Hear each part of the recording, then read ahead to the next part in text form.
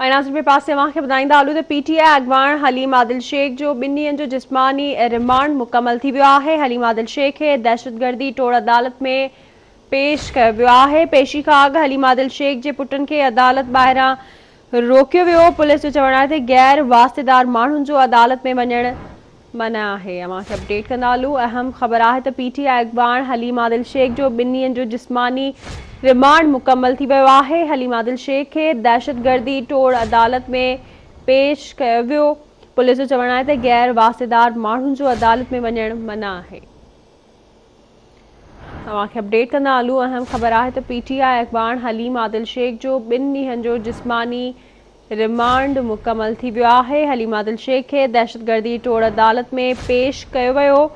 पेशी खां अॻु हलीम आदिल शेख जे पुटनि खे अदालत ॿाहिरां रोकियो वियो। पुलिस जो चवणु आहे त गैर वास्तेदार माण्हुनि जो अदालत में वञणु मना आहे। तफ़सील मालूम कंदासीं महताब शरखा। जी महताब, कहिड़ा अपडेट्स आहिनि? जी बिल्कुल पीटीआई अॻवान हलीम आदिल शेख जी 2 ॾींहं जिस्मानी रिमांड जो मुकम्मल थियो। हलीम आदिल शेख खे दहशतगर्दी टोड़ अदालत में पेश कियो वियो आहे। ॿुधाईंदा हलूं त पेशीअ दौरान हलीम आदिल शेख जा जेके फर्ज़ंद पुट हुआ उनखे अदालत ॿाहिरां रोकियो वियो आहे। पुलिस जो चवणु आहे त गैर वास्तेदार माण्हुनि खे अदालत में वञणु मना आहे, जंहिंजी केतिरी कार्रवाई हली रही आहे। जी वॾी महिरबानी अवां जी अपडेट करण लाइ।